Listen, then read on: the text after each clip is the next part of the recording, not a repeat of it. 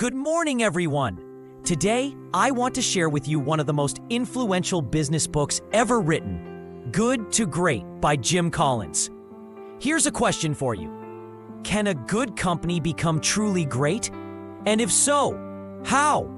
That's exactly what Jim Collins spent 5 years researching. His team analyzed 1,435 companies to find the answer. And what they discovered is absolutely fascinating. Let's dive in. The research. So how did Collins do this research? First, they looked at Fortune 500 companies. They searched for companies that made the leap from good results to great results and sustained that greatness for at least 15 years. Out of 1,435 companies, only 11 made the cut. That's less than 1%. These 11 companies outperformed the stock market by 3 times or more. That's incredible, right? So what did these 11 companies have in common? That's what we're going to explore today. Collins discovered 7 key concepts. Let's go through them one by one. Chapter 1 is Level 5 Leadership. The first finding was the most surprising. Great companies are led by what Collins calls Level 5 leaders. Now, you might think great leaders are charismatic, larger-than-life personalities. Think Steve Jobs, right? But that's not what Collins found. Level 5 leaders are actually humble. They're self-effacing. They don't seek the spotlight. But here's the paradox. They also have incredible professional will. They're driven to make their company great. So it's this combination: personal humility plus professional will. Let me give you an example. Darwin Smith, the CEO of Kimberly-Clark. This guy was shy, awkward, avoided attention, but he made one of the boldest decisions in business history. He sold all their paper mills, the core business, and bet everything on consumer products. People thought he was crazy. The result? Kimberly-Clark beat both Scott Paper and Procter & Gamble. That's Level 5 leadership. Here's the key insight. When things go well, Level 5 leaders look out the window and give credit to others. When things go wrong, they look in the mirror and take responsibility. How many leaders do you know who do that? Chapter 2 is First Who, Then What. The second concept is called First Who, Then What. Here's what most companies do. They develop a vision, create a strategy, then hire people to execute it. But good to great companies do it differently. Collins uses a bus metaphor. He says, first, get the right people on the bus. Get the wrong people off the bus. Then figure out where to drive it. Why does this matter? Think about it. If you hire people for a specific vision, what happens when the world changes and your vision needs to change? But if you have the right people first, smart, capable, motivated people, they'll figure out the best path forward no matter what happens. Collins gives 3 principles here. Number 1, when in doubt, don't hire. Keep looking. It's better to wait for the right person than to compromise. Number 2, when you know you need to make a people change, act quickly. Don't wait. It only gets harder. Number 3, put your best people on your biggest opportunities, not your biggest problems. Manage problems, but don't waste your best talent on them. Here's a simple test. For each person in a key position, ask yourself, would I hire this person again if given the chance? If the answer is not absolutely yes, then you know what you need to do. Chapter 3 is Confront the Brutal Facts. The third concept is about facing reality. Collins calls this the Stockdale paradox, named after Admiral Jim Stockdale, who was a prisoner of war in Vietnam for 8 years. Here's the paradox. You must maintain unwavering faith that you will prevail in the end, no matter how difficult things are. But at the same time, you must confront the most brutal facts of your current reality. Stockdale said the prisoners who died first were the optimists, the ones who said, we'll be out by Christmas. Christmas would come and go, and they'd lose hope. But Stockdale never lost faith that he'd get out.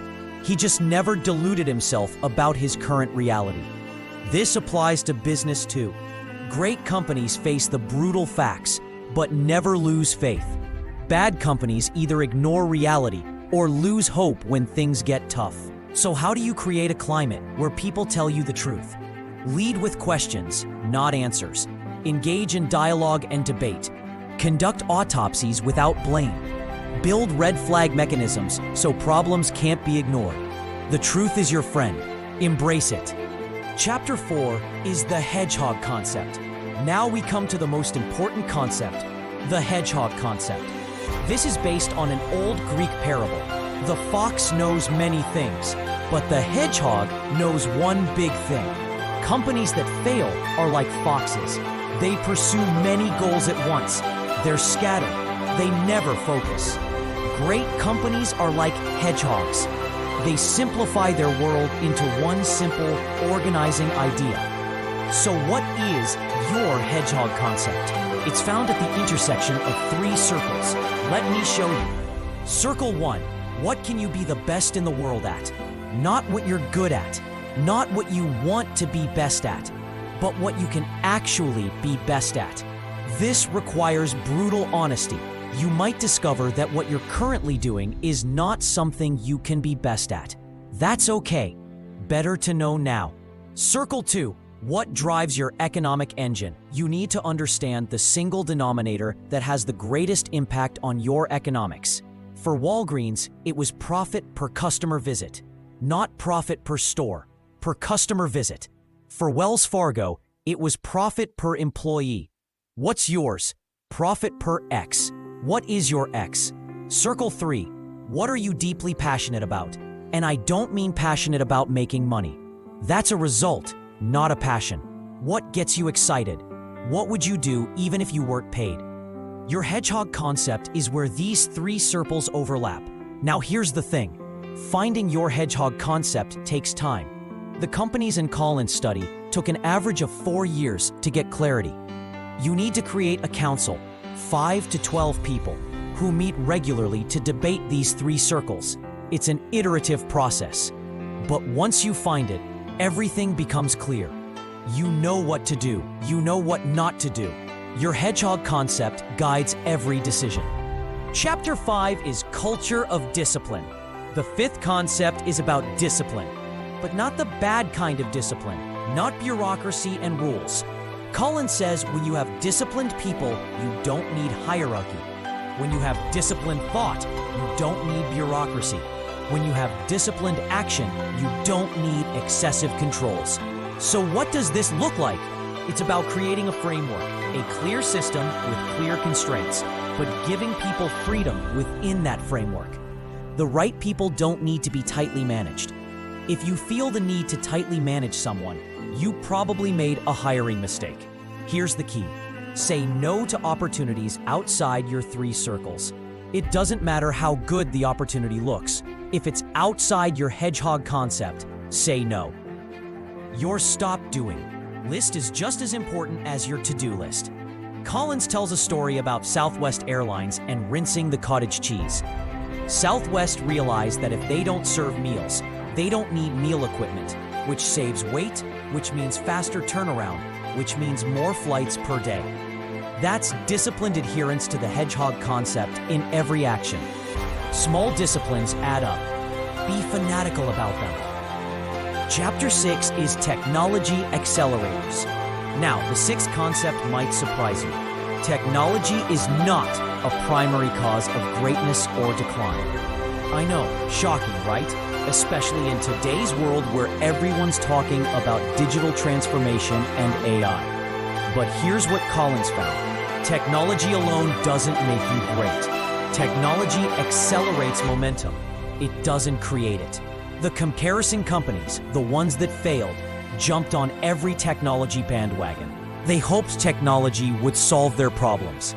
The good to great companies asked a different question.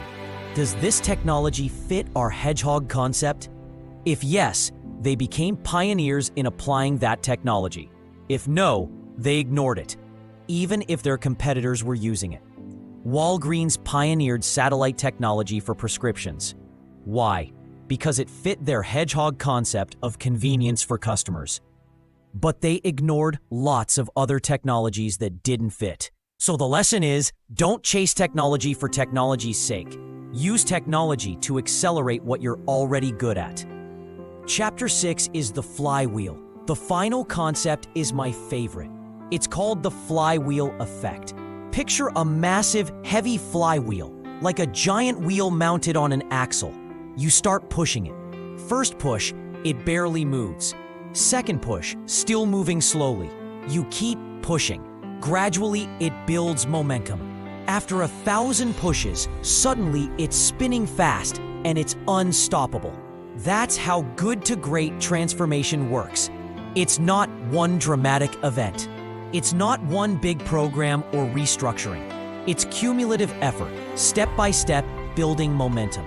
Outsiders look at these companies and think, wow, what a dramatic transformation.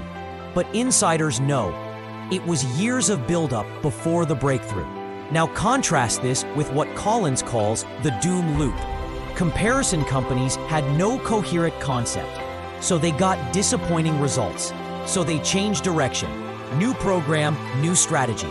But that didn't build momentum, so they changed again and again. They're lurching back and forth, hoping for a breakthrough, but never building the momentum to achieve it. The key is this: each action must align with your hedgehog concept. Each push must be in the same direction. Over time, momentum builds. Eventually, you break through. Be patient. Keep pushing. Build your flywheel. The good to great companies. So which companies made it? Here are the 11 that sustained greatness for 15 plus years. Abbott Labs, Circuit City, Fannie Mae, Gillette, Kimberly-Clark, Kroger, Nucor, Philip Morris, Pitney Bowes, Walgreens, and Wells Fargo. Now, some of these companies later faced challenges, especially during the 2008 financial crisis. But that doesn't invalidate the principles. The principles still work. What matters is understanding why these companies succeeded during their good to great transformation. The framework summary. Let me bring this all together. The good to great transformation follows a pattern. You start with level 5 leadership, humble but driven leaders. They get the right people on the bus first, then figure out where to drive. They confront brutal facts but never lose faith. They find their hedgehog concept, the intersection of what they can be best at, what drives their economic engine, and what they're passionate about. They build a culture of discipline, not bureaucracy, but disciplined people, thought, and action. They use technology to accelerate, not create, momentum. And they build their flywheel. Persistent pushing in one direction creates breakthrough. This isn't quick.